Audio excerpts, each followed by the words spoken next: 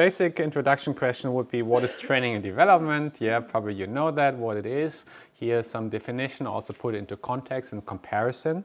Training and development, what's same, what's different, and why training and development is so important. So here, just to give you some general overview, there's different terms like human resource development, HRD, yeah, or then also specifically training and or development. So the idea is human resource development, or which includes training and development, yeah, looks also at different levels. We talked about different levels when we talked about culture: national culture, organizational culture, group culture, individual, and so forth.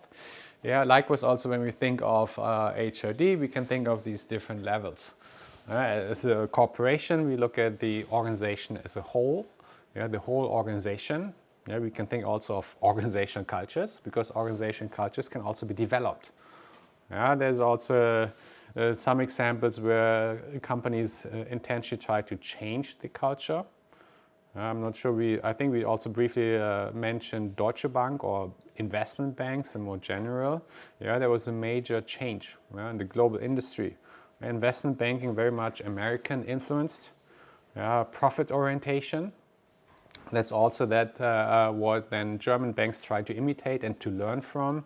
And then in response to the financial crisis in 2008, there was a major shift, again, away from the pure profit orientation, more towards other more general, more broader goals, sustainability and so forth. And that also initiated major changes in trying to implement different organization cultures.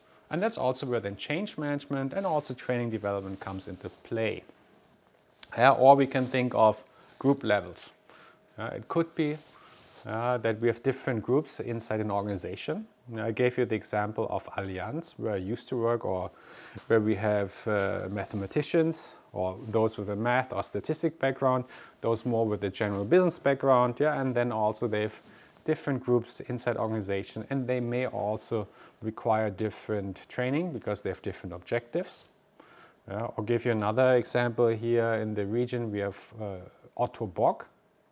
Have you heard of the company Otto Bock? Yeah, they produce prosthetics, yeah, so artificial legs, arms, and all kinds of extensions.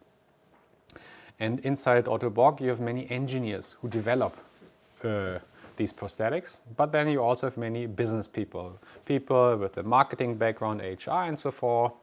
And they have different career goals. The company has different objectives with a different group of people, and then also you would develop them differently. You would have completely different training needs, and also training programs you offer then to the specific groups or segments of your labor force. Yeah, and that's the idea. And then, of course, on individual level, we have different individuals, different aspirations. And some of you would aspire to become a senior manager, maybe CEO. Some of you just would like to have an easy life, just work enough to survive, or maybe become a global nomad or something else. And then you can set your own objectives, what you would like to learn. And also companies can set accordingly individualized training plans or development plans for different employees. And there's a major difference between training and development. Training is something more immediate, whereas development is more the long-term perspective. We offer one training for you today.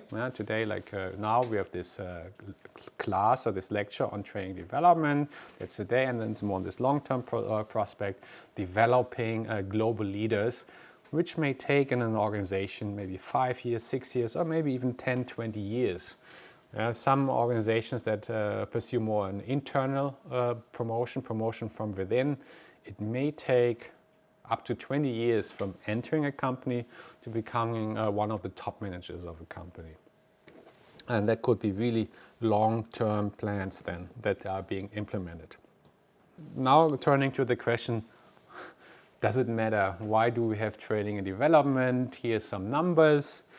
Here's some statistics. It's, I think, from my colleagues here from the US. So they look into how much money is being spent in this whole industry, training industry. And maybe that is not comprehensive, inclusive of all data, but what we can see, it's a very substantial business. And also this training industry, there are different players. Yeah, you can think of here, I think what comes into play here are specialized companies that offer training. Companies offering training, development, so very often these are small companies, can also be freelancers. Yeah, also it's a very common career destination of students of psychology or maybe even business education.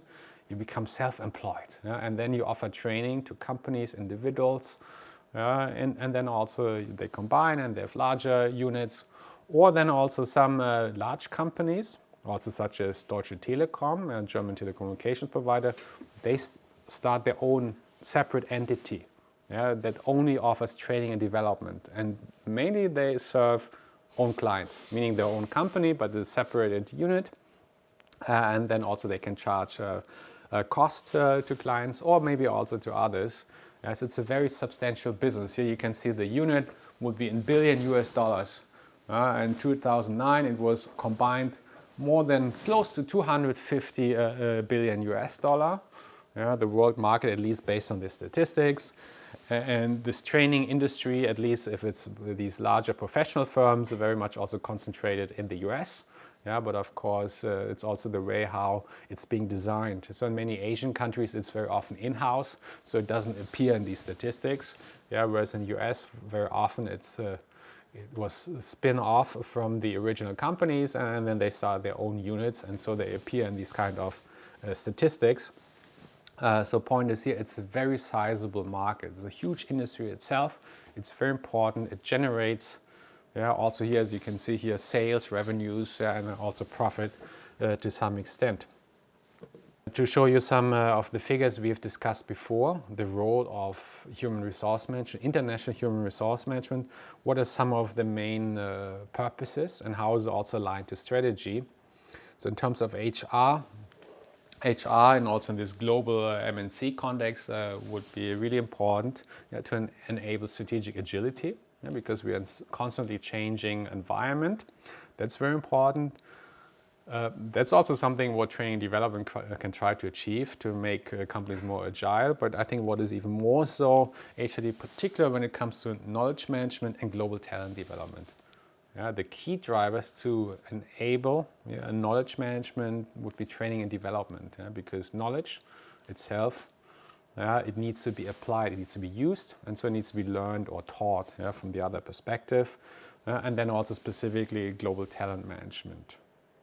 So how can training help multinational organizations to gain competitive advantage or sustain competitive advantage? I think very key in today's world is, it's very obvious, it's knowledge, innovation, learning knowledge at individual level. Yeah, you have key people, but also then of course at the organizational level, that you are able to create more patents, new innovations and so forth. That's driving performance of most companies nowadays. Manufacturing processes and so forth, of course, are important, but less so. And even those, they can be trained and improved via training and development. And still, the idea is also, it's not only generating new ideas, innovation, but also the flip side would be reducing cost. Reducing laying off people is one way, but also one way to deal with that is offering all kinds of training programs, retraining people, so then you don't need to hire new people, lay off people. So training can reduce the cost quite substantially through various means. Simply because you increase efficiencies. And in order to achieve that, you develop something or you recognize something in a foreign subsidiary and you transfer that knowledge. In order to transfer that knowledge, you need to transfer people, you need to train people, and that's exactly what then training and development is about. And the major other component, particularly for global HR or international human resource management, would be to build global talent. Think of any company that has more than 10,000 people or maybe even more than 2,000 or 3,000 people. You need to have top managers, leaders, who will run the business now and in the future. And the more companies are internationally active, the more important it is to have people who can run in such a globally dispersed company. yeah, which is highly complex. In order to develop these people, you may send them abroad, you offer different training programs and so forth, yeah, and to develop not just one person, because that person may leave, may get sick or whatsoever. You need a pool of people. That has been very often one of the key topics also in Germany for I would say for the last 10 years.